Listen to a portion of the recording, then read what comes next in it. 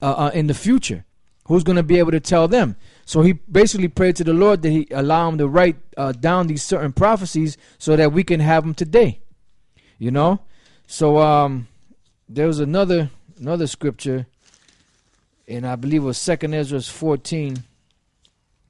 And I start at the first verse. 2nd Ezra 14:1. And it came to pass upon the third day I sat under an oak, and behold, there came a voice out of a bush over against me, and said, Esdras, Esdras. And I said, Here am I, Lord. And I stood up upon my feet. Then said he unto me, In the bush I did manifestly reveal myself unto Moses, and talked with him when my people served in Egypt. And I sent him and led my people out of Egypt, and brought him up to the mount of Sinai, where I held him by me a long season. And those of you, brothers out there that have been studying, you know that Moses was up in Mount Sinai for 40 days and 40 nights. And it wasn't just to receive 10 commandments, and it wasn't just to receive the law, statutes, and commandments, which were 613 laws, statutes, and commandments. It was a whole lot of things that the Lord revealed to Moses up on that mountain. It says, and told him many wondrous things. It says, and showed him the secret of times.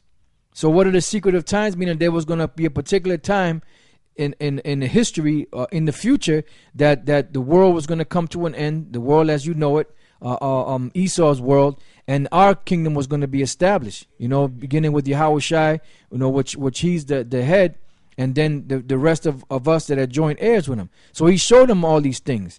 And he showed him the kingdom. He showed him, and told him many wondrous things, and showed him the secrets of the times.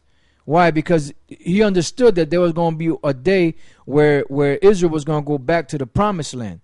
The real Israelites, not them gutter rats you see over there in the land of Israel. Because if they were the people of the Lord, wars would already stopped and ceased from happening around the world. Because the Lord said that once Israel goes back to their land, that the world wars would stop. Wars would not exist anymore. Wars would be a thing of the past. So this World War III, as a term goes, is the war to end all wars. And that is true. Because once that's over with, everything's going to go back to righteousness. It says, and told him many wondrous things, and showed him the secrets of times and the end. So the Lord showed him the end. He showed him all the things that would happen in the world, and he showed him the end. What was going to happen. So that means Moses saw the missiles. He saw the destruction. He saw the elect being beamed up in the chariots. He saw the earthquakes. He saw the race riots. And all the prophets saw that. Isaiah, Jeremiah, Obadiah. What you got to understand, what they wrote down is what they saw. They saw like a more than a 3D movie. They saw like a what do you call that? A hologram movie where they were in the midst of it, man. They were in the middle of it. That's why Daniel said he got sick. Okay? So they saw these things. Isaiah, and he recorded in the book of Isaiah, the 34th chapter, he saw the mushroom cloud, which he called it looked like a scroll being rolled together. So he saw all these things, man. Right. This is out of the book of Habakkuk, chapter 2, verse 1. I will stand upon my watch and set me upon the tower. It says, and will watch to see what he will say unto me, and what I shall answer when I am reproved. So that I'm going to read that again. It says, I will stand upon my watch and set me upon the tower, and will watch to see what he will say unto me. Because in the ancient time, when you had cities set up, you had towers. So basically, the prophets are the towers, the ones that watch for these prophecies to come and warn the people of things that are coming. So Habakkuk said, look, I'm going to stand upon my watch and see what he will tell me. Basically, whatever the Lord would tell him, he would tell and give that to the people. All right, it says, which is the people of Israel and also the other nations, because the other nations got to find out what their future is. It says, and will watch to see what he will say unto me, and what I shall answer when I am reproved. And the Lord answered me and said, write the vision and make it plain upon tables. What vision? The things that he was actually seeing. He was actually seeing these things. The vision was what? The prophecies that the Most High was showing him in visions. That's why the certain prophets, when they saw these things, they got sick, they got scared, they got nervous, because they will say, "Look, I hope that when this stuff happens, that I'll be protected from this stuff," because they saw it in vivid color. Like we read about it, you see movies about it, but when it's actually happening, it's gonna be a spectacular, man. It's gonna, the only way you're gonna be able to stand and be firm in those days is if the Lord give you the knowledge and wisdom of the scriptures to stand firm in them days, like the scriptures say, and wisdom and knowledge shall be the stability of thy times. Other people are gonna bug out. They're gonna lose their freaking mind. Matter of fact, let me read that, and then there's another good one. This is Isaiah chapter 33, verse 6. Let me say this.